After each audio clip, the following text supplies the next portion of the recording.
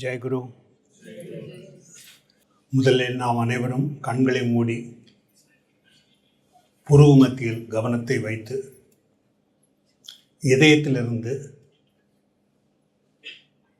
மகாவதார் பாபாஜிக்கு பிரார்த்தனை செய்வோம்.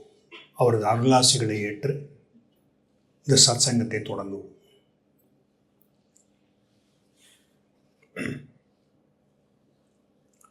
அன்பே வடிவான மகாவதாரமே, மாயையிலிருந்து பரம்பொருளுக்கும் இருளிலிருந்து ஒளியை நோக்கியும் மரணத்திலிருந்து இரவாமைக்கும் எங்களை வழி நடத்துவீராக. அசதோமா சத்கமய, தமசோமா ஜோதிர்கமய, மிருத்யோர்மா அமிர்தங்கமய. ஓம் சாந்தி சாந்தி சாந்தி. அன்பு வணக்கங்கள். இன்று உங்களுடன் கலந்து கொள்வதில் பெருமகிழ்ச்சி அடைகிறோம். முதல் தடவை இணையும் அன்பர்களுக்கு சிறப்பு வரவேற்பு. உலகம் முழுவதிலும் பல லட்சக்கணக்கானவர்கள் பாபாஜி என்ற புதிரான பெயரை கேட்டுள்ளார்கள். இமயமலையில் மரணமற்ற யோகி என்றும் கேள்விப்படுகிறார்கள். அவர் யார்? அவர் உண்மையிலேயே பல நூற்றாண்டுகளாக வாழ்ந்து வருகிறாரா? அவர் ஏன் ஒரு இளம் சந்நியாசியை 1920 மேலை நாடுகளுக்கு அனுப்பினார்?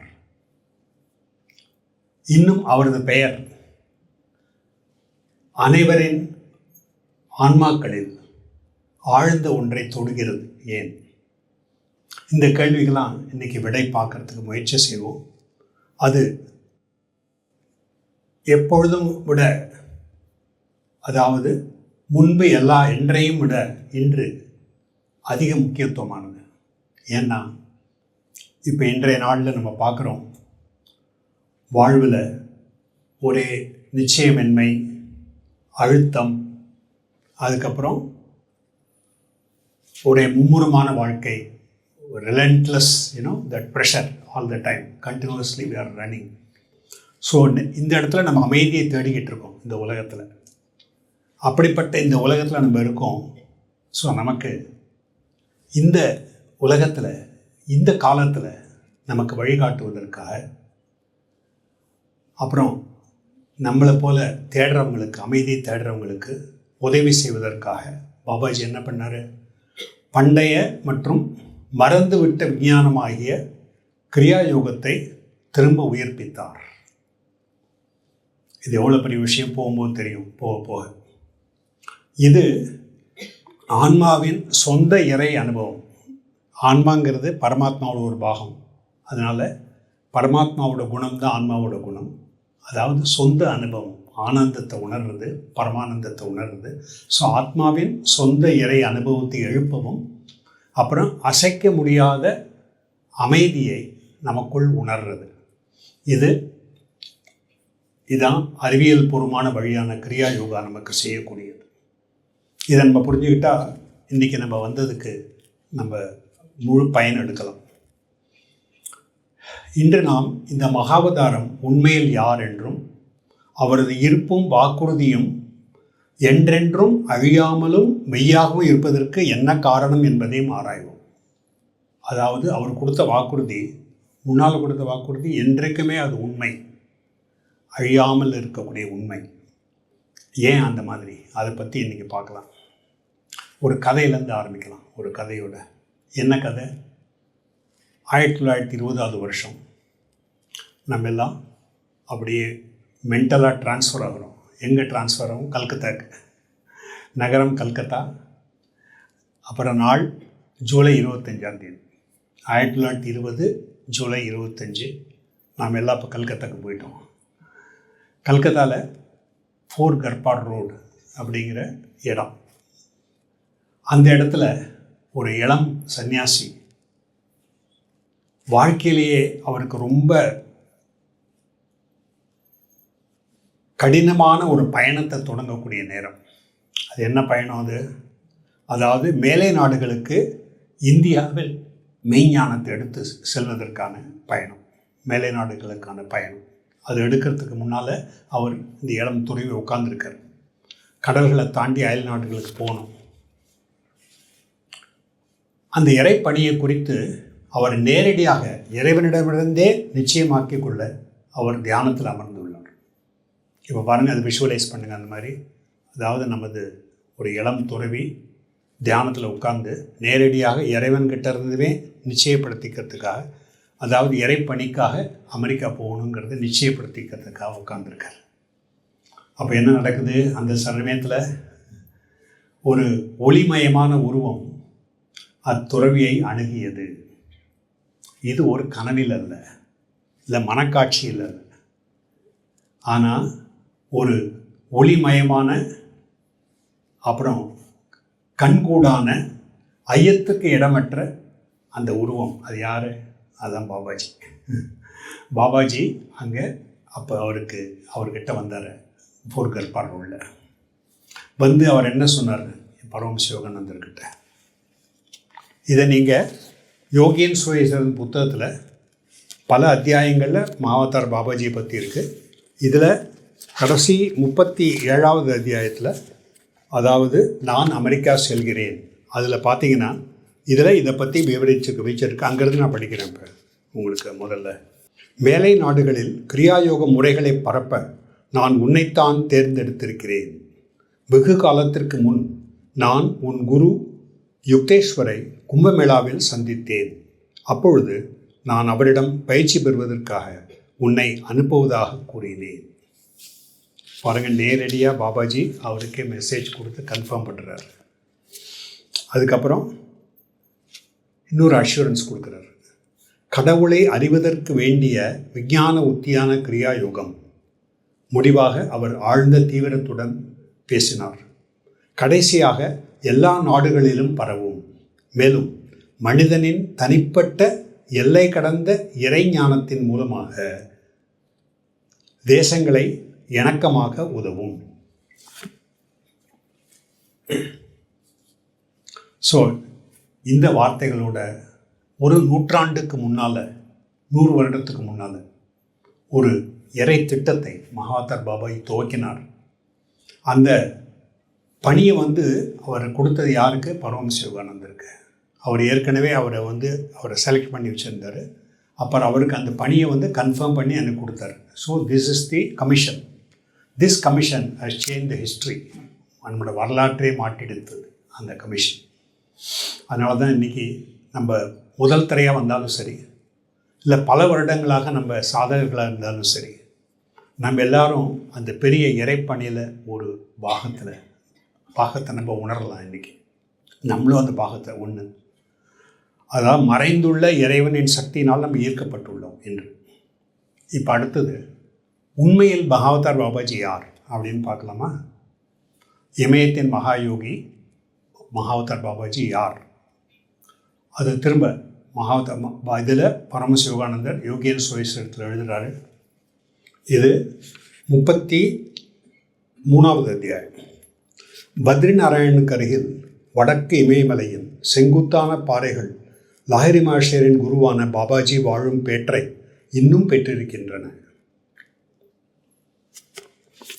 ஸோ இந்த ஒரு வரியில் நமக்கு எவ்வளோ அஷூரன்ஸ் கிடைக்கிறது பாருங்கள்.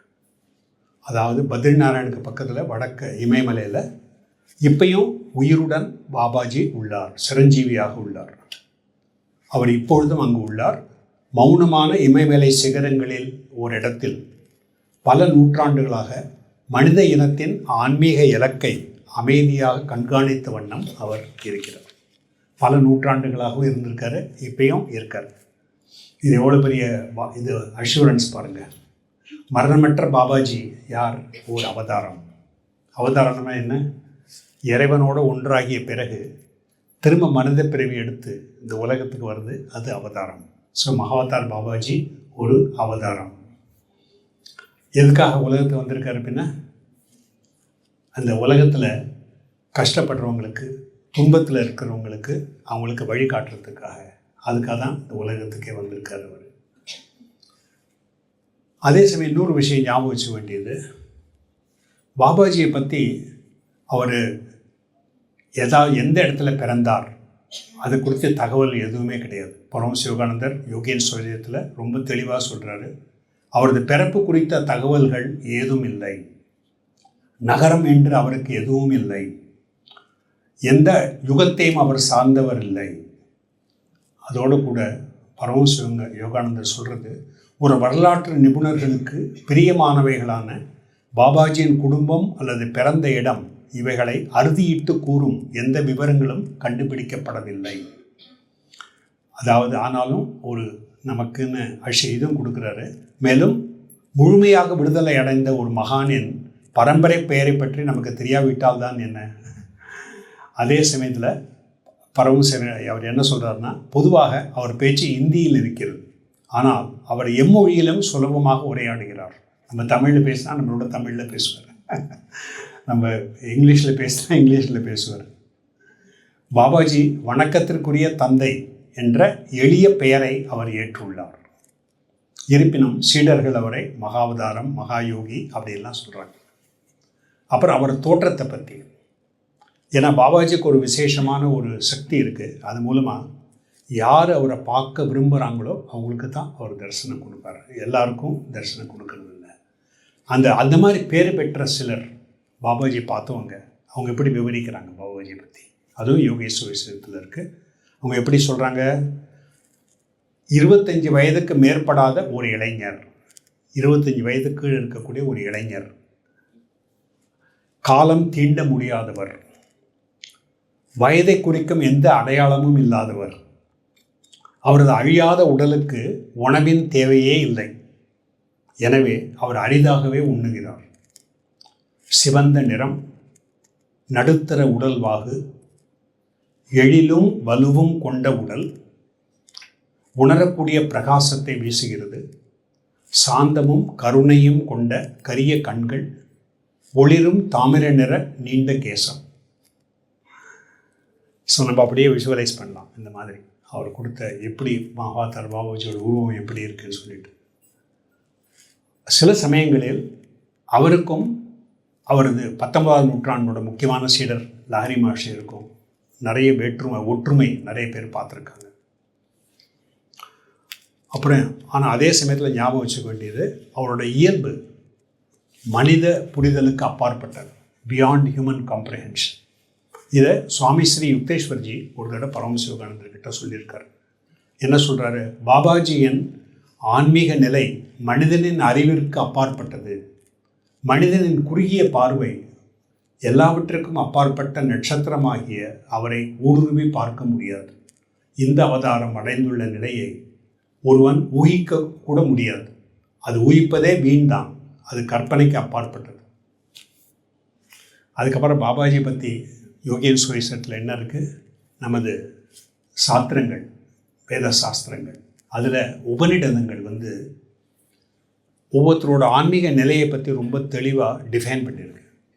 அதில் மிக உயர்ந்த நிலை என்ன, அது ஆன்மீக முன்னேற்றத்தில் மிக உயர்ந்த நிலை, அதுதான் பராமுக்தர், சித்தர் பராமுக்தர். ஸோ மகாவதார் பாபாஜியோட நிலை பராமுக்தர்னா என்னது, மரணத்தின் மீது முழு ஆதிக்கம் கொண்டு பூர்ண விடுதலை பெற்றவர், மரணத்தின் மேலே வெற்றி அடைந்தவர், அப்புறம் பூர்ண விடுதலை பெற்றவர். அவருக்கு மறுபிறவிகளின் சுழற்சியிலிருந்து அவர் முழுமையாக விடுபட்டவர். அவர் பருவுடலில் சிறைப்படாமல், நம்மெல்லாம் பருவுடலில் மாட்டிக்கிட்டு இருக்கோம், அவர் பருவுடல் அவருக்கு அதில் சிறைப்படாமல், ஆனால் தனிப்பட்ட இறை நோக்கத்திற்காக, விசேஷமான இறை நோக்கத்திற்காக மனிதனுக்கும் இறைவனுக்கும் இடையே மனிதகுலம் அணுகக்கூடிய ஒரு பாலமாக இருக்க அவர் தன் இச்சாசக்தி மூலம் ஒரு உடலை பேணி காக்கிறார். இது பாருங்கள், அது எவ்வளோ கிளியராக பரமஹம்ச யோகானந்தர் சொல்லிட்டார். அதோட கூட ஏன் அந்த மாதிரி இருக்கார், அதுக்கு ஒரு நமக்கு காரணமும் சொல்கிறார். தீர்க்க தரிசிகளுக்கு அவர்களுடைய இறைப்பணிகளை நடத்த உதவுவது அது பாபாஜியின் நோக்கம். அதாவது பெரிய பெரிய மகான்கள், அந்த மகான்களை அவங்களோட இறைப்பணியில் உதவி செய்கிறது மகாவதார் பாபாஜியோட அவரோட ஒரு அதுக்காக தான் அந்த உலகத்தில் அவர் எப்போதுமே இருக்கிறது அந்த காரணம். அதனால தான் பரம சிவானந்தர் சொல்கிறாரு, சமய நூல்கள் வகைப்படுத்தியுள்ள மகாவதாரம் என்ற பிரிவிற்கு அவர் பொருந்தியவராகிறார். அப்புறம் அவர் என்ன சொன்னார் தெரியுமா? சந்நியாச பரம்பரையை திருத்தி அமைச்சவர் சங்கராச்சாரியார். அவருக்கும் புகழ்பெற்ற மத்திய கால மகான் கபீர் அவங்களுக்கும் அவர் கிரியா தீட்சை, யோக தீட்சை அளித்ததாக மகாவதார் பாபாஜி கூறியுள்ளார். பின்ன அவர் ஏன் இருக்கார் அந்த மண் உலகத்தில்? ஒரு காரணம் பார்த்தோம் இன்னும். ஏன்னா ஒரு அவதாரமாக இருந்தால் அவங்களுக்கு எப்போதுமே பரம்பொருளையே இருக்காங்க, சர்வ வியாபக பரம்பொருள், காஸ்மிக் கான்ஷியஸ்னஸ்லேயே இருக்காங்க. அவங்களுக்கு இடம் காலமெல்லாம் ஒன்றுமே கிடையாது, எந்த தொலைவும் இல்லை, எந்த பிரிவும் இல்லை. இப்படி இருந்தாலும் பல நூற்றாண்டுகளாக அவர் ஒரு பருவுடலை ஏன் பராமரித்து உள்ளார், இருக்கிறத ஏன் தேர்ந்தெடுத்துள்ளார்? அந்த கேள்வி கேட்டிங்கன்னா இதுக்கு குருதேவரே விடையளிக்கிறார். யோகேஸ்வரத்தில் பரம சிவானந்தர் சொல்கிறார், மனித வர்க்கத்திற்கு அதன் சொந்த சாத்தியக்கூறுகளை ஒரு வலுவான உதாரணத்தினால் எடுத்து காட்டுவதற்காக மனிதன் தெய்வீகத்தை தேக வடிவில் ஒரு கண நேரமாவது தரிசிக்க அருளப்படாவிட்டால் அவன் மாயையின் பொய்த் தோற்றத்திலேயே உழன்று கொண்டு மரணத்தை வெல்ல இயலாதவன் ஆகிறான். ஸோ அது ஒரு ப்ரூஃப். அதாவது மனித உடலில் இந்த மாதிரி அவதாரம் இருந்து இறைத்தன்மைக்கும் மனித உணர்வு நிலைக்கு நடுவில் ஒரு பாலமாக அவர் இருந்து நமக்கெல்லாம் அந்த உதாரணம் காட்டுறதுனால என்ன ஆகுது? நமக்குள்ளேயும் ஒரு உற்சாகம் வரும், நமக்குள்ளேயும் ஒரு ஆர்வம் வரும். நானும் இறைவனை அடைய முடியும், என்னாலும் இறைவனை அடைய முடியும். மகாவதார் பாபாஜி எதுக்காக அந்த உலகத்துக்கு வந்திருக்காரு? கிரியா யோகம் மூலமாக ஒவ்வொருத்தரும் இந்த இறைவனை அடையணுங்கிறதுக்காக தான் மகாவதார் பாபாஜி உலகத்துக்கு வந்திருக்காரு. ஸோ அப்புறம் அதோடு கூட அவர் ஒரு பெரிய வாக்குறுதி கொடுத்துருக்காரு. இதான் ரொம்ப ஆச்சரியமான விஷயம். இதை யார் சொன்னார்? ராம்கோபால் மஜும்தார், தூக்கமற்ற மகான். அவர் பரம சிவானந்தருக்கு சொன்னது, லாரி மகர்ஷி சொன்னதை அவர் திரும்பி சொன்னார். அவர்கிட்ட என்ன சொன்னார்? அவர் யுகங்கள் வரலாம், யுகங்கள் போகலாம், ஆனால் மகாவதார் பாபாஜி தன் உடலை நீக்காமல் இந்த உலகத்திலே இருப்பார் அப்படின்னு சொல்லிட்டு அஷ்யூரன்ஸ். அந்த கதையை நீங்கள் யோகேஸ்வரத்தில் பார்க்கலாம், எப்படி எந்த மாதிரி தருணத்தில் அந்த மாதிரி அவர் அஷ்யூரன்ஸ் கொடுத்தாரு சொல்லிட்டு. ஸோ அதனால் நம்ம எல்லாம் ரொம்ப பாக்கியசாலிகள். இந்த யுகத்தில் நம்ம இருக்கும்போது மகாவதார் பாபாஜி இந்த உலகத்தில் இருக்கார், இருந்து நமக்கெல்லாம் அருள் செய்து மகான்களுக்கெல்லாம் வழிகாட்டி நமக்கெல்லாம் வழிகாட்டுறாரு. அதை பற்றி இன்னும் கொஞ்சம் மேலே பார்க்கலாம். அடுத்தது, இந்த யுகத்தில் மகாவதார் பாபாஜியோட விசேஷமான பணி என்ன? அவர் கொடுத்த கான்ட்ரிபியூஷன் அது மறைந்து போன கிரியா யோகம், கிட்டத்தட்ட மறக்கப்பட்ட கிரியா யோகம், உலகத்துலேருந்தே அழிந்து போன கிரியா யோகத்தை திரும்ப உயிர்ப்பித்து இந்த உலகத்துக்கு கொடுத்தது. அதுதான் அவர் கொடுத்த எல்லா பணிகள்லேயும் இந்த யுகத்தில் ரொம்ப விசேஷமான பணி. அது கிரியா யோகத்தை மீட்டெடுத்தது. ஏன்னா கிரியா யோகம் என்ன பண்ணுது? ஆன்மீக பரிணாம வளர்ச்சியை துரிதமாக்குகிறது. 24வது அத்தியாயத்தில் பார்த்தீங்கன்னா யோகேஸ்வரத்தில் எப்படி கிரியா மூலமாக நம்ம அந்த ஆன்மீக வளர்ச்சியை ரொம்ப துரிதமாக்கலாம், வேகமாக பண்ணலாம். அதனால தான் ஆகாயமான வழி மிக உயர்ந்த வழிகளில் ஒன்று கிரியா யோகம்னு குறித்து சொல்கிறார். ஸோ அதோடு கூட கிரியா யோகம் மனித இல்லங்கள் அனைத்திற்கும் ஒரு சஞ்சீவினி, அதாவது சர்வ நிவாரணி. எந்த விதமான இன்னல்கள் இருந்தாலும் அதுக்கு நமக்கு பரிகாரம், அதுக்கு விடை கிடைக்கும் கிரியா யோகம் மூலமாக. அது கடந்த யுகங்களில் கண்ணபிரான் பகவத்கீதையிலையும் பதஞ்சலி யோக சூத்திரங்கள்லேயும் அதை பற்றி அவங்க ரொம்ப சிறப்பாக சொல்லியிருக்காங்க, இதை பற்றி, கிரியா யோகத்தை பற்றி. ஆனால் இந்த புனித விஞ்ஞானம் மறைந்து விட்டது உலகத்திலேருந்து. ஏன்னா அந்த இருண்ட யுகங்கள் வந்த பிறகு, துவாபர யுகத்துலேருந்து கலியுகம், அந்த மாதிரி இருண்ட யுகங்கள் வந்த உடனே அந்த உத்தி மறைஞ்சு போயிடுச்சு இந்த உலகத்திலேருந்து, இல்லை மறக்கப்பட்டது. அப்புறம் தலைமுறையான உண்மையான சாதகர்களுக்கு இந்த திறவுகோல் கிடைக்காமல் போயிடுச்சு. ஆனால் இப்போ என்னாச்சு? இந்த யுகத்தில் அற்புதமான ஒன்று நிகழ்ந்தது. என்னது? மகாதர் பாபாஜி இந்த உத்தியை உயிர்ப்பித்தார்.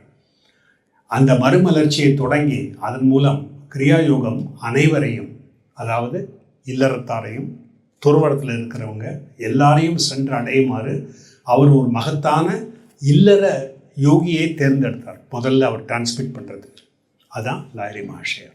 1861 வருடம் அவர் முதல்ல மகாவதார் பாபாஜி லாஹிரி மஹாஷயருக்கு இல்லற யோகியை அவருக்கு கொடுத்து அங்கேருந்து ஆரம்பித்தார்.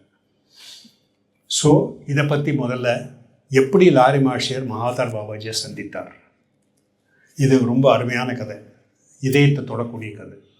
எவ்வளோ தோட நீங்கள் படித்தாலும் உங்களுக்குள்ள ஒரு ஆழ்ந்த ஃபீலிங் உங்களுக்கு வரும். எவ்வளோ தோட படித்தாலும் ரொம்ப அருமையான கதை. அது எப்படி? அது லாஹிரி மஹாஷயர் பட்னாக்கு பக்கத்தில் தானாப்பூரில் அவங்க அரசாங்க கணக்கராக இருந்தார், வேலை செஞ்சுட்டு இருந்தார். 33 வயசு. அப்போ அவருக்கு ட்ரான்ஸ்ஃபர் ஆர்டர் வந்தது. எங்கே போகிறதுக்கு? ராணிகேட், இமயமலை பக்கத்தில். அதில் இமயமலை சாரத்தில், இமயமலையிலேயே மேலே ராணிகேத்துக்கு அவருக்கு ட்ரான்ஸ்ஃபர் வந்தது. அவருக்கு தெரியாது அந்த ட்ரான்ஸ்ஃபர் ஏன் வந்ததுன்னு.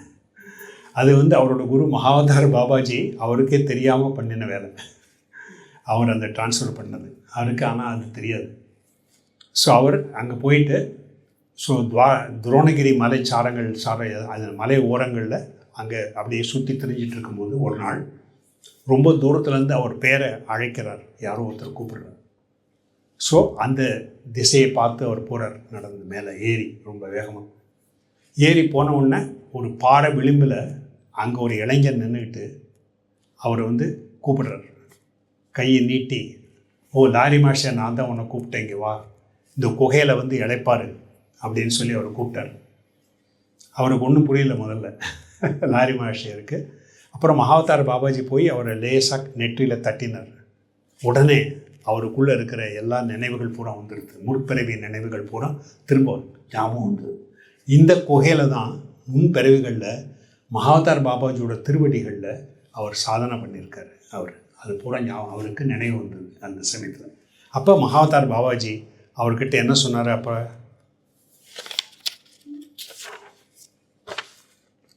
நான் 30 வருடங்களுக்கு மேலாக நீ திரும்புவதற்காக காத்துள்ளேன். பாபாஜியின் குரல் தெய்வீக அன்புடன் ஒலித்தது. நீ மரணத்தை தாண்டிய வாழ்க்கையின் கொந்தளிக்கும் அலைகளில் நழுவி மறைந்து போய்விட்டாய். உன் கர்மவினையின் மந்திரக்கோல் உன்னை தொட்டதும் நீ போய்விட்டாய். நீ என்னை காணவில்லை, ஆனாலும் நான் என்றும் உன்னை காணாமல் இல்லை. மகிமையான தேவதூதர்கள் மிதந்து வரும் ஒளிப்பிழம்பான சூக்ஷ்ம கடலின் மீதாக நான் உன்னை தொடர்ந்தபடியே இருந்தேன். பொறுமையுடன் மாதமாக வருடமாக உன்னை கண்காணித்து கொண்டு இந்த நிறைவான நாளுக்காக காத்திருந்தேன்.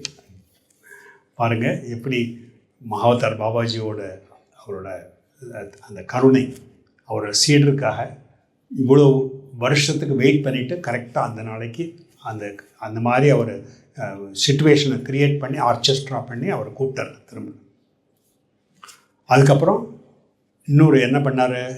அந்த இரவு பாபாஜி வைரங்கள், நீலமணிகள், மரகதங்கள் ஆகியவற்றால் இழைக்கப்பட்ட ஒரு அற்புதமான தங்க அரண்மனையை உருவாக்கினார். Golden palace he created. அதில் அவர் லாஹிரி மஹாஷயருக்கு புனித வேள்வித்தீயின் முன் பண்டைய கிரியாயோகத்தின் ரகசியங்களை உபதேசித்து தீட்சை அளித்தார். ஸோ அந்த நோக்கம் நிறைவேறியதும் தீட்சை அளித்த பிறகு என்னாச்சு? அந்த அரண்மனை திரும்ப போயிடுச்சு. அந்த அரண்மனை உருவாக்கினது அவருக்கு தீட்சை கொடுக்கறதுக்காக. அரண்மனை அந்த வேலை முடிஞ்சு போச்சு. அரண்மனையும் அதுக்கப்புறம் திரும்ப இதிலேயே மறந்து இது போயிடுச்சு. அதாவது எண்ணெய் சாரத்தில் மறைந்து போயிடுச்சு. இந்த உலகத்துக்கு என்ன அடிப்படை? என்ன?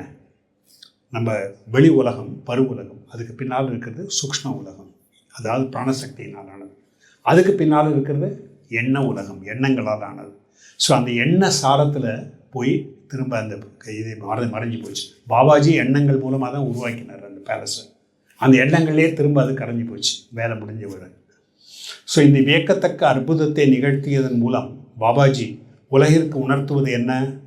ஒவ்வொரு மனிதனும் இறைவனின் ஒரு சக்தி களஞ்சியம். இது பாருங்கள், இது தான் ஞாபகம் வச்சுக்க வேண்டியது. நம்ம எல்லாருக்கும் பொருத்தமானது. ஒவ்வொரு மனிதனும் இறைவனின் ஒரு சக்தி களஞ்சியம். தங்களை இறைவனின் புதல்வர்கள் என உணர்ந்தவர்களுக்கு படைப்பின் அனைத்து சக்திகளும் சொந்தமானவை. அதான் நம்ம அது வந்து ரியலைஸ் பண்ணோம். அந்த மாதிரி நான் இறைவனின் புதல்வன் அப்படின்னு சொல்லிட்டு நம்ம முதல்ல தியரட்டிக்கலாக தான், அது ஒரு தாட்டு தான், அது எண்ணம் தான். பட் அதை ரியலைஸ் பண்ணுறது எப்படி, அது அப்படின்லாம் வரும். அதை பற்றி கிரியா யோகம் மூலமாக எப்படி நம்ம அதை பண்ண முடியும். ஸோ பாபாஜி வெளிப்படுத்தினது என்ன? துன்புறும் மனித குலத்தின் கதறல்கள் கேட்கப்படாமல் போகவில்லை. அதாவது நிறைய பேர் இந்த கஷ்டத்தில் இருக்காங்க. அவங்களோட வேண்டுதல்கள், அவங்களோட பிரார்த்தனைகள் அது நிச்சயமாக மகான்களோட செவிகளுக்கு போகுது. அதுதான் சொல்கிறார் மாவதார் பாபாஜி. ஆறுதல் அளிக்கும் கிரியா யோகத்தை உலகிற்கு மீண்டும் அறிமுகப்படுத்தி பலருக்கும் வழங்குவதற்காக லாரி மாஷையர் தேர்ந்தெடுக்கப்பட்டார். லாரி மாஷையரை தேர்ந்தெடுத்து அவர் மூலமாக அதை எல்லாருக்கும் கொடுத்தார் அவர். ஸோ அதுவும் என்ன பண்ணார்? குடும்ப பந்தங்களாலும் உலக கடமைகளாலும் சிறைப்பட்டிருக்கும் லட்சக்கணக்கானோர் நம்பிக்கை இழக்க தேவையில்லை. ஏனெனில் விடுதலை வெளித்துறவில் அல்ல, உட்துறவில் தான் உள்ளது அப்படிங்கிறதுக்கு லாரி மாஸ்டரோட வாழ்க்கையே ஒரு உதாரணம். அவர் என்ன சொன்னாலும் சரி, அவரோட வாழ்க்கையே ஒரு உதாரணம். அவர் வாழ்க்கை மூலமாக எல்லாருக்குள்ளேயும் ஒரு உற்சாகம் வரும். வெளி வாழ்க்கை எப்படி இருந்தாலும் சரி, எங்கே இருந்தாலும் சரி, இறைவனை என்னாலையும் அடைய முடியும் அப்படின்னு சொல்லிட்டு அவருக்கு அதுக்காக தான் லாரி மாஸ்டரை தேர்ந்தெடுத்து, அதுவும் 33 வயசு வரைக்கும் வெயிட் பண்ணார் மாவதார் பாபாஜி. அதுக்கப்புறம் தான் அவரை கூப்பிட்டாரு. ஏன்னா ஏற்கனவே ஒரு வேலையில் இருந்தார், குடும்பம் அவருக்கு ஏற்கனவே இருக்குது. அவரை கூப்பிட்டு தீட்சை கொடுத்து அதன் மூலமாக உலகத்திற்கு எக்ஸாம்பிள் எடுத்துக்காட்டுறது. அது மூலமாக எல்லாருமே அது மாதிரி இறைவனை அடைய முடியும் அப்படிங்கிறதுக்கு அவர் எடுத்துக்காட்டு. ஆனால் அதே சமயத்தில் மாவதார் பாபாஜி புராதன விதியும் லாரி மாஷருக்கு ஞாபகப்படுத்தினார், நினைவுபடுத்தினார். என்னது? யார் முழு துறவு எடுக்கிறதுக்கு தீர்மானம் செய்கிறாங்களோ அவங்களுக்கு தான் கிரியாவை கொடுக்கணும். புராதன விதி அது, அந்த மாதிரி. அதனால தான் நிறைய காலமாக நிறைய பேருக்கு தெரியாமல் இருந்த காரணம் அதுதான். பட் லாரி மாஸ்டர் என்ன சொன்னார்? எல்லாருக்காக இறக்கப்பட்டு, ஏன்னா கிரியாயோகம் எல்லாருக்கும் கிடைக்கலன்னா மூவகை இன்னல்களில் துன்பப்பட்டு உலகம் மக்கள் எல்லாரும் துன்பப்படுவாங்க.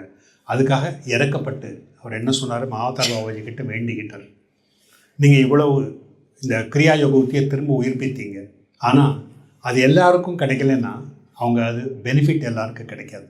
அதனால் நீங்கள் என்ன பண்ணுறீங்கன்னா கொஞ்சம் ரிலாக்ஸ் பண்ணணும். இந்த கண்டிஷன் என்ன ரிலாக்ஸ் பண்ணணும்?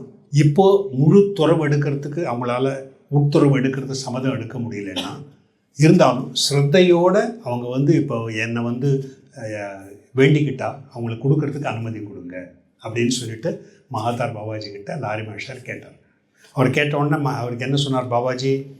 அப்படியே ஆகட்டும். பாபாஜி கூறினார், இறை விருப்பமே உன் மூலம் வெளிப்பட்டது. உன்னிடம் பணிவுடன் உதவியை நாடுவோர் அனைவருக்கும் கிரியாவை அழி அப்படின்னு சொல்லி அவருக்கு பர்மிஷன் கொடுத்தார். அதனால தான் அப்போ பரம்பரையாக அதுக்கப்புறம் அந்த எந்த நியமத்தோட கிரியாவை கொடுக்கணுங்கிறதுக்கு மாவதார் பாபாஜி கொடுத்த நியமத்தின்படி இப்போ நடந்துக்கிட்டு இருக்கு. அதுக்கப்புறம் பாபாஜி என்ன சொன்னார்? உன் சீடர்கள் ஒவ்வொருவருக்கும் பகவத்கீதையின் மகத்தான வாக்குறுதியை திரும்பவும் எடுத்துக்கூறு. 2வது அத்தியாயத்தில் இருக்குது. என்னது? சொல்பமப்பியஸ்ய தர்மஸ்ய திராயத்தே மகத்தோ பயாத். அதாவது இந்த அறநெறி சடங்கு இல்லை தர்மம், அதனோட சிறிதளவு பயிற்சி கூட பெரிய பெரிய பயங்கள்லேருந்து உன்னை காப்பாற்றும். மிகப்பெரிய பயம் என்ன? திரும்ப திரும்ப பிறவி எடுக்கிறது, திரும்ப திரும்ப இறக்கிறது, பிறப்பு இறப்பு, திரும்ப திரும்ப அந்த சூழலில் சுற்றிக்கிட்டு இருக்குது. அதான் உலகத்தில் ரொம்ப பெரிய பயம். அதுதானே? அந்த பயத்துலேருந்து கூட நமக்கு விடுதலை கொடுக்கக்கூடியது தினசரி கிரியாயோக பயிற்சி. இதை பகவத்கீதையிலேருந்து கோட் பண்ணி யார் யார் கிரியா எடுக்கிறாங்களோ ஒவ்வொருத்தருக்கும் ஞாபகப்படுத்த சொல்லியிருக்காரு மாவதார் பாபாஜி. லாரி மாஸ்டருக்கு சொல்லிவிட்டு அது மூலமாக எல்லாருமே எப்போ யார் கிரியா எடுக்கிறாங்களோ அவங்களுக்கு நம்ம எல்லாருமே இதை சொல்கிறோம். அதுக்காக அப்புறம் அடுத்தது லாரி மாஸ்டர்கிட்ட ஸ்ரீ யுக்தேஸ்வரி கிட்ட வருது. அடுத்தது torch handed over, baton is handed over. அடுத்தது லெவல் அடுத்து அவர்கிட்ட வருது. அப்புறம் லாரி மாஸ்டர் அவரோட வீட்டுக்கு திரும்பி போகிறாரு. இதுக்கப்புறம் திரும்பி போயிட்டு தனது குடும்பத்திற்கு, அலுவலகத்திற்கு, சாதாரண வாழ்க்கைக்கு திரும்பி போய் காசியில் உள்ள இல்லத்திலிருந்து அமைதியாக ஸ்ரத்தையுடைய அன்பர்களுக்கு ஆரவாரமின்றி விளம்பரமின்றி கிரியாயோகத்தை உபதேசித்தார். இந்த காலத்தில் நம்ம மாஸ் மீடியா, அட்வர்டைஸ்மெண்ட் இதெல்லாம் இருக்குது.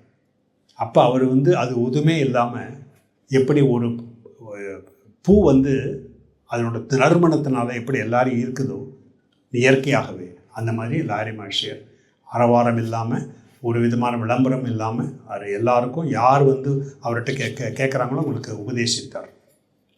அவரோட மகத்தான சீடர்களில் யார் ஒரு ரொம்ப முக்கியமானவர் ஸ்ரீ பிரியநாத் கரார்னு அப்போ பேர் அந்த இளைஞர். அப்புறம் பின்னால் அவர் யுக்தேஸ்வர் கிரின்னு அவர் அழைக்கப்பட்டார்.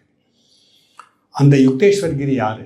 அவர் ஆழ்ந்த ஆன்ம அனுபூதி அடைந்த மகான். பரமசிவானந்தர் அவருக்கு ஞானாவதாரம் அப்படின்னு சொல்கிறார். அவர் அதாவது ஞானத்தின் அவதாரம். ஊடுருவும் உள்நோக்கும் கண்டிப்பான ஆன்ம ஒழுக்கமும் பல சாதர்களை இறைவனிடம் வழி நடத்தியது. இது யுக்தேஸ்வரி. அடுத்தது அப்புறம் யுக்தேஸ்வர்ஜிக்கு மகாவதார பாபாஜியோட சந்திப்பு, அது அடுத்தது 1894. 61 முடிஞ்சு போச்சு ஃபஸ்ட்டு லாரி மகர்ஷியர்.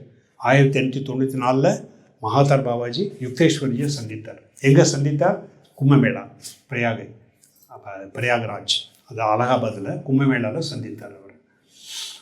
அவரை சந்தித்த போது என்ன சொன்னார் அவர்? யுக்தேஸ்வர்ஜி அப்போ பாபாஜின்னு காட்டி கொடுக்கல, அவருக்கு தெரியாது பாபாஜியோட பேசுகிறதா அது. ஆனால் பின்னால் தான் லாரி மகர்ஷியர் சொன்னார் அவர்கிட்ட, கீழே நாடுகளும் மேலை நாடுகளும் ஆன்மீகம் லௌகிகம் ஆகிய இரண்டும் இணைந்த பொன்னான நடுத்தர பாதையை நிறுவ வேண்டும். அமெரிக்காவிலும் ஐரோப்பாவிலும் எழுச்சி பெற காத்திருக்கும் உள்ளார்ந்த சக்தி வாய்ந்த மகான்களை நான் காண்கிறேன். சுவாமிஜி, அவர் சுவாமிஜின்னு சொல்லி கூப்பிடுறார். அப்போ சுவாமி ஆகலை அவர். சுவாமிஜி, கீழே மற்றும் மேலை நாடுகளுக்கிடையே வரப்போகும் இணக்கமான பரிமாற்றத்தில் நீங்கள் ஆற்ற வேண்டிய பங்கு உள்ளது. பல வருடங்களுக்கு பிறகு நான் உங்களிடம் அனுப்பும் ஒரு சீடனுக்கு நீங்கள் மேலை நாடுகளில் யோகத்தை பரப்புவதற்கு பயிற்சி அளிக்க வேண்டும். அப்போயே 1894 மகாவதார் பாபாஜி யுக்தேஸ்வர்ஜி கிட்ட சொல்லியிருக்காரு, நான் ஒரு சீடன் அனுப்புகிறேன், நீ பயிற்சி அளித்து உலகம் முழுவதும் கிரியாயோகத்தை பரப்புறதுக்கு அவனுக்கு பயிற்சி அளிக்க சொல்லி சொல்லியிருக்காரு. அந்த சீடர் யார்? அவர் தான் முகுந்தலால் கோஷ். பின்னால் அவர் பரமஹம்ச யோகானந்தராக ஆனார். இப்போ மகாவதார் பாபாஜி குருஜிக்கு அஷூரன்ஸ் கொடுத்ததுலேருந்து ஆரம்பித்தோம் நம்ம முதல்ல கதை. இப்போ திரும்ப அந்த இடத்துக்கே வரோம், குரு பரம்பரை வழியாக ஒன்று ஒன்றா. மகாவதார் பாபாஜி லாரி மகர்ஷியர், மகாவதார் பாபாஜி யுக்தேஸ்வர்ஜி, அப்புறம் மகாவதார் பாபாஜி டைரெக்டாக பரமஹம்ச யோகானந்தருக்கும் அஷூரன்ஸ் கொடுத்துட்டார். அதே மாதிரி அப்புறம் யுக்தேஸ்வர்ஜி கிட்டேருந்து பரமஹம்ச யோகானந்தருக்கு வந்ததுக்கப்புறம் 1920ஆம் ஆண்டில் சர்வதேச சமய மிதவாதிகள் மாநாட்டில் கலந்து கொள்ள அமெரிக்கா போகிறதுக்கு முன்னால் தான் பாபாஜியை மீட் பண்ணார். அதை நம்ம ஏற்கனவே அந்த கதையை பார்த்துட்டோம்.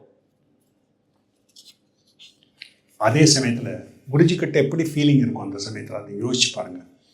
கிரியாயோகத்தை அறியாத, இந்தியாவின் புராதன ஞானம் என்னும் ஆன்மீக புதையலை இன்னும் உணராத ஒரு நாட்டிற்கு அவர் சென்றார். அவர் போகும்போது எப்படி இருக்கும் அவருக்கு ஃபீலிங்? பாரத நாடு இது புண்ணிய பூமி, இந்த இடத்த விட்டுட்டு ஒரு மெட்டீரியலிஸ்டிக் கண்ட்ரிக்கு போகிறதுக்கு அவருக்குள்ளே நிச்சயமாக தயக்கம் இருக்குல்ல. அதுக்காக தான் அவர் உட்காந்து இறைவன்கிட்டேருந்தே நேரடியாக உத்தரவாதம் வேணும்னு சொல்லிவிட்டு அவர் பிரார்த்தனை செய்தார். அதுக்கப்புறம் தான் மகாவதார் பாபாஜியை அவருக்கு தரிசனம் கொடுத்தார்.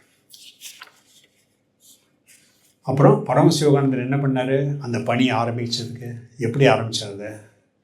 யோகதாஸ் சத்சங்க சொசைட்டி ஆஃப் இந்தியாவுக்கு பக்கத்தில் இருக்கிற அண்டைய தேசங்களுக்கு, அப்புறம் உலகத்தில் உள்ள எல்லா தேசங்களுக்கும் பணி புரியறதுக்கு செல்ஃப் ரியலைசேஷன் ஃபெலோஷிப், இந்த 2 ஸ்தாபனங்கள் மூலமாக 175க்கு மேலே உலகத்தில் உள்ள தேசங்களில் கிரியாயோகம் பரவியிருக்குது. அதோடு கூட இதை பற்றி எல்லாருக்கும் சொல்கிறதுக்காக பரமஹம்ச யோகானந்தர் யோகியின் சுயசரிதம் புத்தகம். ஸோ உங்களுக்கு எல்லாம் தெரியும், யார் இது வரைக்கும் படிக்கலையோ நிச்சயமாக இந்த புத்தகத்தை படிங்க. யோகியின் சுயசரிதம் புத்தகம் 50க்கு மேலே மொழிகளில் ஏற்கனவே மொழிபெயர்ப்பு செய்யப்பட்டுள்ளது. பல லாங்குவேஜில் இது இருக்குது ஏற்கனவே. ஸோ அப்புறம் பரமஹம்ச யோகானந்தர் வேறு யாருமே பண்ணாத ஒன்று பண்ணார். அதாவது என்ன தெரியுமா? பாடங்கள் மூலமாக இந்த யோக உத்திகளை எல்லாருக்கும் கொடுக்கறது. அதாவது உங்கள் வீட்டை தேடி வருது பாடம், உங்கள் வீட்டுக்கே வருது பாடம். அந்த பாடங்கள் மூலமாக யோக உத்திகளை கொடுக்கறது. அது 1934 பரமஹம்ச யோகானந்தர் ஆரம்பித்த போது, அப்போ அமெரிக்காலேயே ஒரு விசேஷமான இது. அங்கே யாருக்கும் இந்த மாதிரி அந்த மெத்தட் யாரும் யூஸ் பண்ணதே கிடையாது. பயனியர் அவர் ஃபஸ்ட்டு ஆரம்பித்தார் அந்த மெத்தட். அது மகாவதார் பாபாஜி கொடுத்த ஆணையை எடுத்து உலகம் உள்ள மக்கள் எல்லாருக்கும் எப்படி அதை கொண்டு போகிறது, அதுக்காக அவர் ஆரம்பித்த வழி யோகதாஸ் சத்சங்க பாடங்கள் மூலமாக. இந்த பாடங்கள் வெறும் அஞ்சல் வழி மட்டும் இல்லை, அஞ்சல் வழி பாடம் மட்டும் இல்லை, அது குரு பரம்பரையின் உயிருள்ள அதிர்வுகளை கொண்டு வருகின்றன. அதாவது அதுக்கு பின்னால் நமது குருமார்கள் பரமஹம்ச யோகானந்தர், யுக்தேஸ்வர்ஜி, லாரி மகர்ஷியர், மகாவதார் பாபாஜி, அப்புறம் கிருஷ்ணா கிரைஸ்ட், அவங்களோட வைப்ரேஷன் அந்த பாடங்கள் மூலமாக நமக்கு கிடைக்குது. அது வெறும் ஜஸ்ட் அஞ்சல் வழி பாடம்னு நினைக்கக்கூடாது. அதுக்கு பின்னால் அந்த சக்தி இருக்குது, ஆன்மீக சக்தி இருக்குது, வைப்ரேஷன் பவர் இருக்குது. அதை நம்ம ஞாபகம் வச்சுக்க வேண்டியது. அப்புறம் பாபாஜி உயிர்ப்பித்த கிரியாயோக உத்தி திரிபின்றி மூல வடிவத்திலேயே பிரிக்கப்படாமல் காப்பாற்றப்பட்டு மாற்றம் இல்லாமல் பாதுகாக்கப்பட்டு வருகிறது. அதான் பாடங்களோட விசேஷமான ஒரு சிறப்புத்தன்மை. அதாவது எப்படி மகாவதார் பாபாஜி லாரி மகர்ஷியில் கொடுத்தாரோ கிரியாயோகம், அது மாற்றம் இல்லாமல் திரிபு இல்லாமல் இப்போயும் எல்லாருக்கும் நமக்கெல்லாம் கிடைக்கிது. அதுக்கு இதுதான் பாடங்கள் மூலமாக குரு பரமஹம்ச யோகானந்தர் வகுத்த வழி. ஸோ அதனால தான் இப்போலாம் நம்ம மகாவதார் பாபாஜியை புத்தகங்களில் பார்க்குறோம், இல்லை ஆன்லைனில் நம்ம கேட்குறோம், இல்லை பிற ஆசிரியர்கள் மூலமாக கேட்குறோம். அதுக்காக நம்ம அவரை தெரிஞ்சுக்கணும்னு சொல்லிட்டு ஈர்க்கப்பட்டு இந்த வழியை பற்றி மேலும் புரிஞ்சுக்க விரும்பினா, அப்போ ஒய்சஸ் பாடங்கள் ஒரு மெய்யான வழிவாயிலை திறக்கின்றன. It is a genuine authentic way of learning the Kriya Yoga. ஏன்னா மகாவதார் பாபாஜி கொடுத்த ஆணைப்படியே பரம்பரையாக வந்திருக்காது. அதே மாதிரி அது. ஸோ இந்த பாடங்கள் மூலம் குருதேவர் பரமஹம்ச யோகானந்தர் ஆன்ம விடுதலை தரும் கிரியாயோக உத்தியை அனைவருக்கும், ஒவ்வொரு உண்மையான ஆன்மீக சாதகருக்கும் கிடைக்குமாறு வழிவகுத்தார். அதோடு கூட இந்த மகாவதார் பாபாஜியை நேரடியாக சந்திக்கும் பேறு பெற்ற சிலர் பற்றி இயல்பை பார்த்துட்டு இன்னொரு அஷூரன்ஸ் நம்ம பார்க்க போகிறோம். அதுக்கப்புறம் ஃபஸ்ட்டு மகாவதார் பாபாஜியை நேரில் சந்தித்தவங்க இப்போ நம்ம யார் பார்த்தோம்? லாரி மகர்ஷியர், சுவாமி ஸ்ரீ யுக்தேஸ்வர்ஜி, பரமஹம்ச யோகானந்தர். இப்போ அதுக்கப்புறம் தயாமாதாஜி, யோகதாஸ் சத்சங்கம் செல்ஃப் ரிலேஷன் ஃபெலோஷிப்பினோட தலைவி சங்கமாதா. 1955 2010 வரைக்கும் அவங்க தலைவியாக இருந்தாங்க. 3 வருஷம். அவங்க 5 தடவை இந்தியா வந்திருக்காங்க. அதில் ஒரு தடவை வந்திருக்கும் போது யாத்திரை போனாங்க இதுக்கு, பாபாஜி கேவ். அப்போ முதல் தடவை அவங்க தான் பார்த்து கண்டுபிடிச்சு சொன்னாங்க. ஸோ அந்த கேவுக்கு போகும்போது அப்போ மகாவதார் பாபாஜியோட தரிசனம்.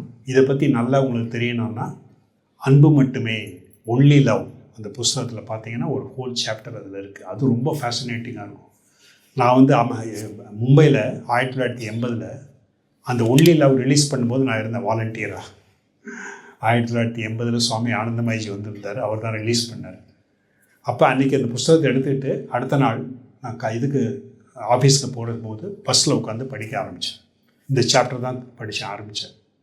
எப்போ ஆரம்பித்தேன் எப்போ முடித்தேன்னு தெரியாது. அவ்வளோ அருமையாக அப்படியே எல்லாத்தையும் மறந்து போயிட்டேன். யார் இருக்காங்க பக்கத்தில் என்ன, அது ஒன்றுமே இல்லை. கம்ப்ளீட்டாக அதுலேயே அப்சார்ப் ஆகிட்டேன். அதுலேயே அது அந்த அந்த அருமையான அந்த கதை இவ்வளோ இதயத்தை தொடக்கூடிய கதை அது. மகாவதார் பாபாஜியை பற்றி தயாமாதாஜி சொல்கிறது. ஸோ அதில் நம்ம பார்க்கும்போது முக்கியமான விஷயம் நமக்கு என்னென்னா, இதான் நமக்கு ரொம்ப பர்சனலாக தனிப்பட்ட விதத்தில் எப்படி மகாவதார் பாபாஜியை நம்ம அணுக முடியும், அதுக்கு இது ஒரு நமக்கு மன எழுச்சி, இன்ஸ்பிரேஷன் இதில் வந்து கிடைக்கும். அது என்ன தெரியுமா? தயாமாதாஜி ரொம்ப சிம்பிளாக கேட்டாங்க.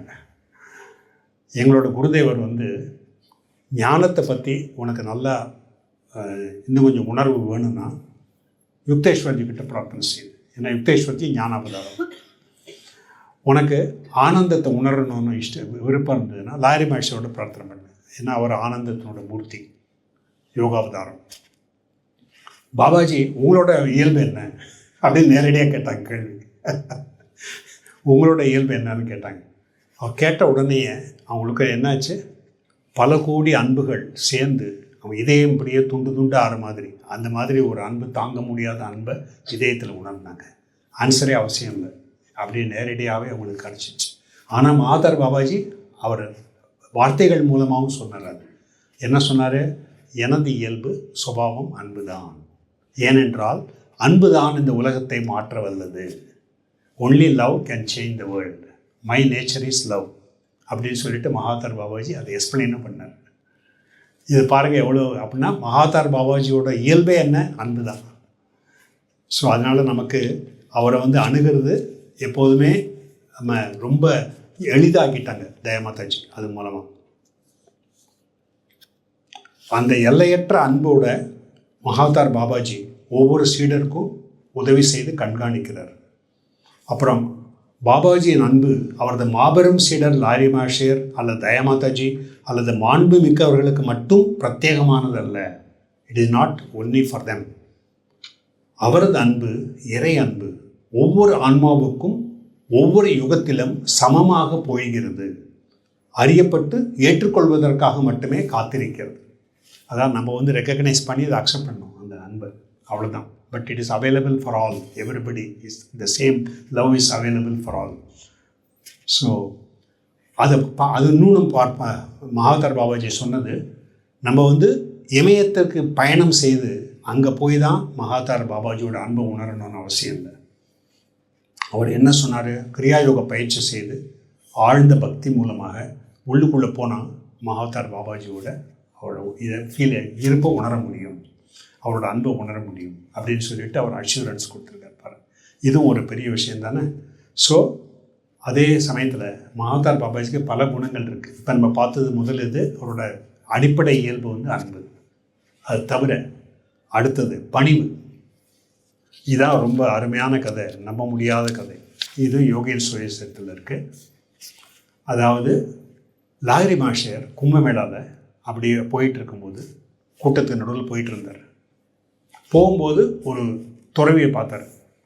அவர் திருநீர் அணிந்து திருவோட்டை ஏந்திக்கிட்டு அவர் அவரை பார்த்தார். பார்த்த உடனே நினச்சார், இவன் பாசாங்கு செய்கிறான், போலிக்காரன் அப்படின்னு சொல்லிட்டு அவருக்குள்ள அந்த எண்ணம் வந்தது.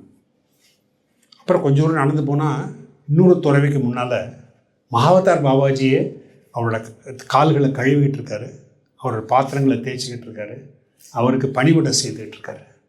இவருக்கு ஒரே ஆச்சரியம், பாபாஜி நீங்கள் என்ன பண்ணுறீங்க இங்கே அப்படின்னு சொல்லிட்டு அவங்க கேட்டார். பாபாஜி சொன்னார், அப்போ அதாவது என்ன சொன்னார் தெரியுமா? ஞானி மற்றும் அஞ்ஞானி சாதுக்களுக்கு சேவை செய்வதன் மூலம் நான் குணநலன்களில் மிக உயர்ந்ததான மற்ற எல்லாவற்றையும் விட இறைவனுக்கு மிகவும் பிரியமான பணிவு எனும் பண்பை கற்றுக்கொள்கிறேன். இதை யோசிச்சு பாருங்கள். இதை பற்றி ஒரு எளிய துறவியின் பாதங்களை அந்த மகாகுரு கழுவுதல், இதுவே பாபாஜியின் பணிவு. அது வெறும் நடிப்பு இல்லை. அது ஆனால் நம்ம வாழ்க்கைக்கான ஒரு போதனை, வாழ்ந்து காட்டி நமக்கு போதனை கொடுக்குறார். அது மூலமாகவே வாழ்க்கை உதாரணம். அதாவது மகான் மற்றும் பாவி, ஞானி மற்றும் அஞ்ஞானி, உயர்ந்தவர் மற்றும் தாழ்ந்தவர் ஆகிய எல்லா உடற்கோவில்களிலும் இறைவன் சமமாக வசிக்கிறான் என்பதற்கு ஒரு எடுத்துக்காட்டு.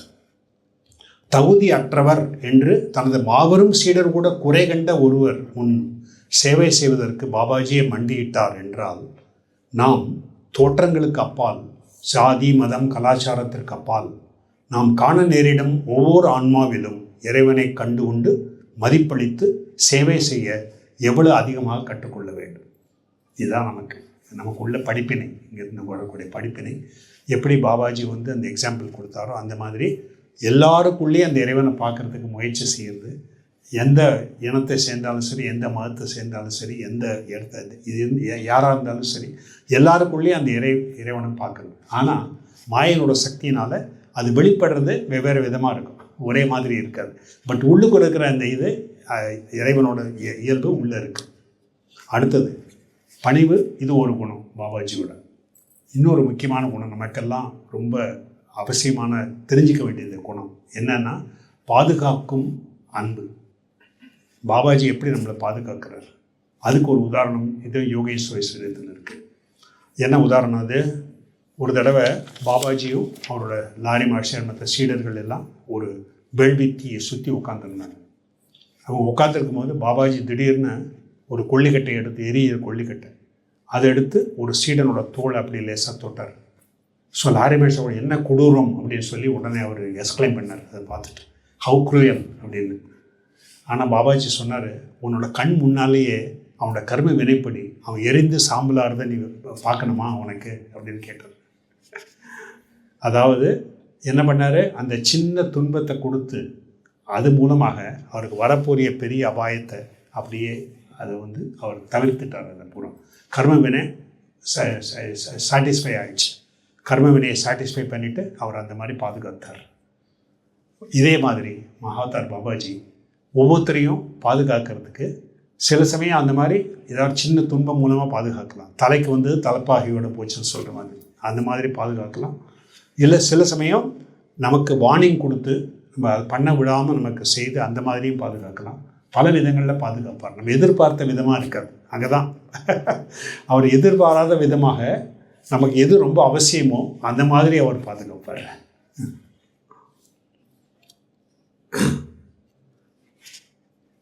அதுக்கப்புறம் லாரி மாஸ்டர் ஒரு அருமையான விஷயம் சொன்னார். அது நமக்கெல்லாம் ரொம்ப ரெலவெண்ட். என்ன சொன்னார் தெரியுமா? பாபாஜியின் திருநாமத்தை பக்தியுடன் யார் எப்பொழுது உச்சரித்தாலும் அந்த பக்தன் அக்கணமே அவரது ஆன்மீக ஆசையை ஈர்க்கிறான். That means whenever we say take Babaji's name with reverence, immediately we just get the blessings from Babaji. So இதுவும் பாருங்கள் எவ்வளோ அற்புதமானது. அது அதாவது ரொம்ப கஷ்டப்பட்டு நுணுக்கமான சடங்கு செய்து, இல்லை வேறு ஏதாவது புனித தலத்துக்கு யாத்திரை செய்து, இல்லை ரொம்ப கஷ்டப்பட்டு பல வருஷம் வெயிட் பண்ணி சாதனை செய்து அந்த மாதிரி பண்ணினா தான் பாபாஜியோட அருள் கிடைக்கும்னு இல்லை. பயபக்தியோட நமக்குள்ளுக்குள்ளே போய் திட நம்பிக்கையோட பாபாஜியோட பேரை சொன்னால் உடனே நமக்கு பாபாஜியோட அருள் ஆசைகள் நமக்கு கிடைக்கும். இது பல பக்தர்கள் இதை அவங்களும் வாக்கு இது கொடுத்துருக்காங்க, அதை பற்றி அஷூரன்ஸ் கொடுத்துருக்காங்க, எங்களுக்கெல்லாம் அந்த மாதிரி வந்ததுன்னு சொல்லிட்டு. ஸோ இது வெறும் ஒரு அழகான ஒரு பேச்சுவார்த்தை இல்லை. அதாவது தயமாதாஜி போன்றவர்கள் உணர்ந்து சான்றளிக்கும் ஒரு உண்மை இது. அது ஜஸ்ட் கற்பனை மாதிரி இல்லை. அதாவது தயமாதாஜிக்கு என்ன சொன்னார் பாபாஜி? பக்தர்கள் என்னை காண இவ்விடத்திற்கு வந்தாக வேண்டிய அவசியமில்லை. என் மீது நம்பிக்கை வைத்து அழைத்த வண்ணம் ஆழ்ந்த பக்தியுடன் தனக்குள் செல்லும் எவராயினும் அவருக்கு என் பதில் கிடைக்கும். ரொம்ப அவரே கிளியராக சொல்லிட்டார் அதை பற்றி. ஸோ நம்ம ஒரு அமைதியான தியான அறையில் உட்காந்துருக்கோம். இப்போ இந்த இடத்துல உட்காந்துருக்கோம், தியானம் செய்கிறோம். இல்லை ஒரு கூட்டத்துக்கு நடுவில் ஒரு ரொம்ப நெருக்கமான இடம், அந்த நெரிசலான இடம் அங்கே இருக்கோம். எங்கே இருந்தாலும் சரி நம்ம உள்ளுக்குள்ளே மகாவதார் பாபாஜி எடுத்தால் உடனே அவரோட ஆசீர்வாதம், அவரோட அருளாசிகள் நம்ம எடுக்க முடியும். அதை யோசிச்சு பாருங்கள், எவ்வளோ பெரிய விஷயம். அடுத்தது பாபாஜியோட இறைப்பணி எப்படி விரிவாகிட்டு வருது அதையும் கொஞ்சம் பார்க்கலாம். ஏன்னா எப்படி ஆரம்பிச்சதுன்னு பார்த்தோம். லாரி மாஸ்டருக்கு முதல்ல கொடுத்து, யுக்தேஸ்வர்ஜி அவர் மூலமாக அவருக்கு அஷூரன்ஸ் கொடுத்து, குருஜி பரமசிவானந்தர் அனுப்புறதா அவருக்கு சொல்லி, அப்புறம் யோகானந்தருக்கும் அஷூரன்ஸ் கொடுத்து இந்த மாதிரி தான் ஆரம்பிச்சதில்லை. அது இப்போ அதுக்கப்புறம் என்னாச்சு? இப்போ பார்த்தீங்கன்னா இவ்வளோ வருஷத்தில், அதாவது ஒரு நூற்றாண்டு முடிஞ்சு போச்சு இப்போ கிட்டத்தட்ட. இப்போ பாருங்கள், இப்போ நிச்சயமாக சொல்லலாம் உலகத்தில் முன்னாலே சொன்ன மாதிரி 175 தேசங்களுக்கு மேலே எல்லாருமே இந்த கிரியா யோகம், இதை தியான உத்தியை ப்ராக்டிஸ் பண்ணுறாங்க. அதோட கூட பரமசிவானந்தரோட யோகியன் சுயசரிதம் இப்போ 50 மொழிகளுக்கு மேலே டிரான்ஸ்லேட் ஆகி, ஸோ நிறைய இடத்துல எல்லாருமே இதை படிக்கிறதுக்கு வாய்ப்பு கிடச்சிருக்கு. இந்த மாதிரி நம்ம பார்க்கும்போது நம்ம கண் முன்னாலே பார்க்குறோம் அந்த இறைப்பணி எப்படி வளர்ந்ததுன்னு சொல்லிட்டு. பரமசிவானந்தர் எப்படி ஆரம்பித்தார்? முதல்ல 1917 அசன்சால் பக்கத்தில் திஹிகாவில் 7 ஸ்டூடெண்ட் எடுத்து, 7 மாணவர்கள் எடுத்து சின்ன பிரம்மச்சாரி வித்யாலயம் ஆரம்பித்தார். இன்றைக்கி எங்கே இருக்கோம்?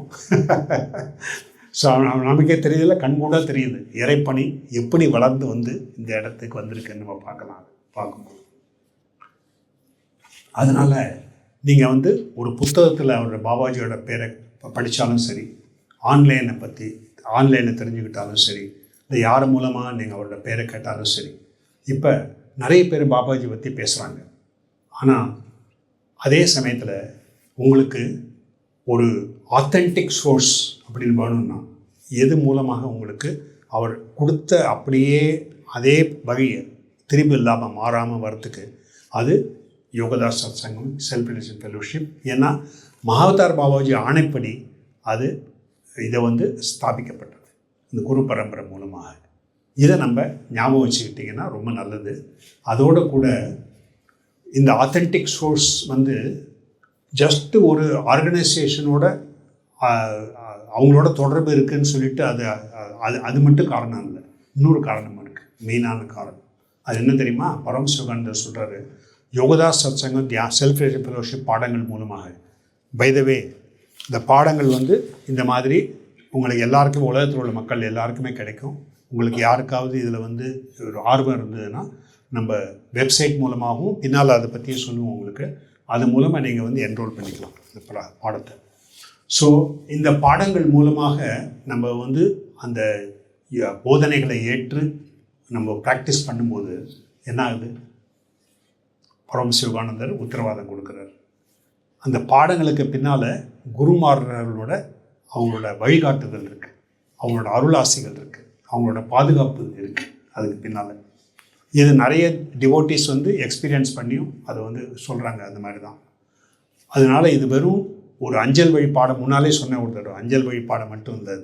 அந்த பாடத்துக்கு பின்னால் குருமார்களோட வழிகாட்டுதல் எல்லாருக்கும் கிடைக்குது. இது ஒரு பெரிய விஷயம்.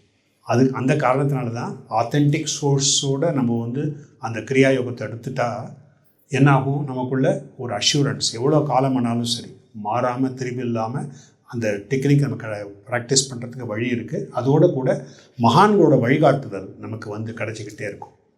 அதனால் யுத்தி மட்டும் இல்லை, யுத்தி நிச்சயமாக வேலை செய்யும். 26வது அத்தியாயத்தில் பார்த்தீங்கன்னா ஒரு கிரியா பண்ணால் ஒரு வருடத்துக்கு எவ்வளோ ஆன்மீக முன்னேற்றம் வருமோ அந்த மாதிரி நிச்சயமாக கிடைக்கும். அதை தவிர இன்னும் ஒரு விசேஷமானது இது. அதாவது கிரியா யோகம் இந்த ஆத்தென்டிக் சோர்ஸ்லேருந்து எடுக்கும்பொழுது அதில் இந்த குருமார்களோட குரு பரம்பரை மகான்களோட வழிகாட்டுதல் அது நமக்கும் கிடைக்கும். அவங்களோட அருளாசிகளும் நமக்கு கிடைக்கும்.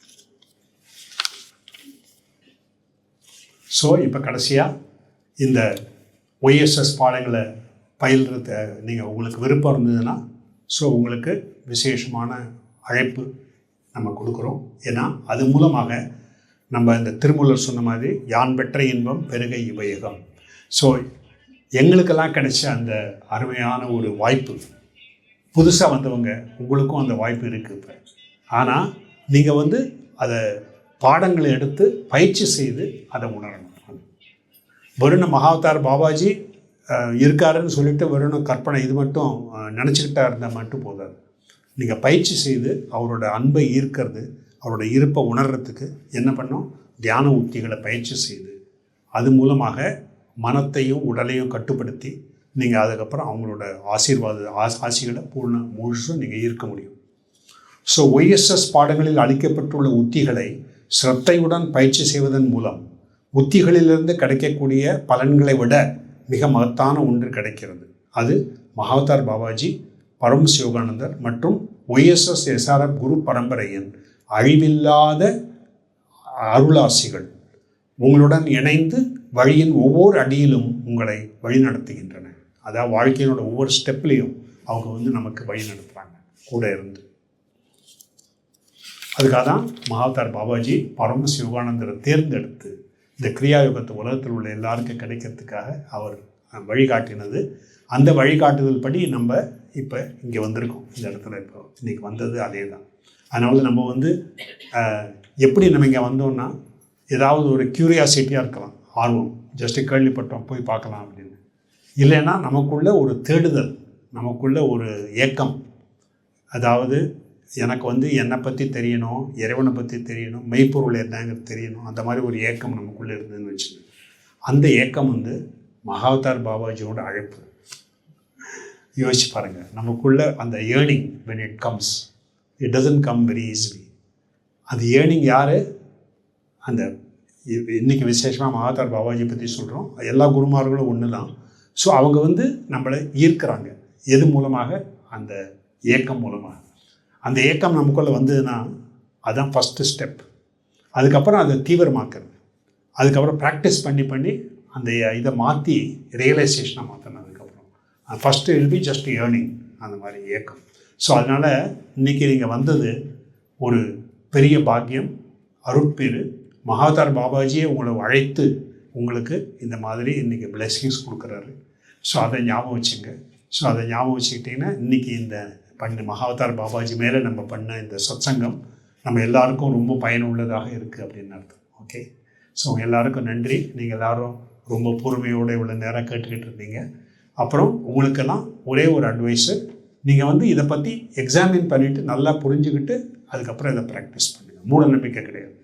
அதாவது இதை இப்போ என்ன சொன்னாலும் சரி, எந்த மகான்கள் சொன்னாலும் சரி, அதை நீங்களே யோசித்து புரிஞ்சுக்கிட்டு அதுக்கப்புறம் ப்ராக்டிஸ் பண்ணணும். திருவள்ளுவர் சொன்ன மாதிரி எப்பொருள் யார் யார் வாய் கேட்பினும் அப்பொருள் மெய்ப்பொருள் காண்பதறியும்.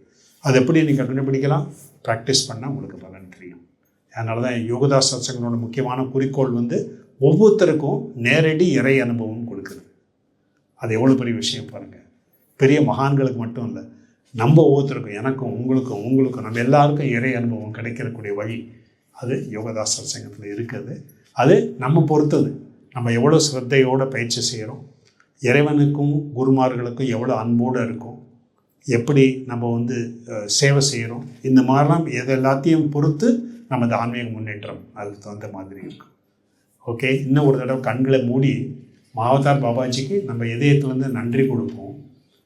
எங்களுக்கு உலகத்தில் உள்ள மக்கள் எல்லாருக்கும் கருணை காட்டி இந்த மாதிரி ஒரு உயர்ந்த வழியை எளிமையாக்கி நம்ம எல்லாரும் ப்ராக்டிஸ் பண்ணக்கூடிய மாதிரி நமக்காக அவர் கொடுத்ததுக்காக அவருக்கு நம்ம நன்றி கொடுப்போம்.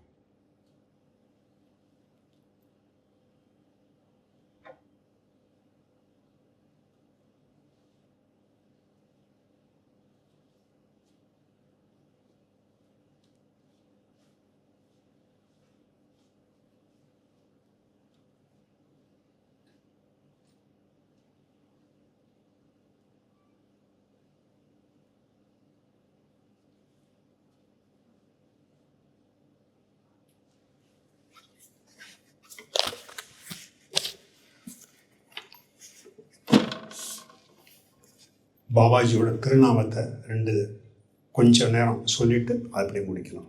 சொல்லும்பொழுது நீங்கள் கண்களை மூடி புருவ மத்தியில் நம்ம கூட பாபாஜி இருக்கிறதாக அங்கே உணர்ந்து அவரோட பேரை திருநாமத்தை எடுக்கிறோம்.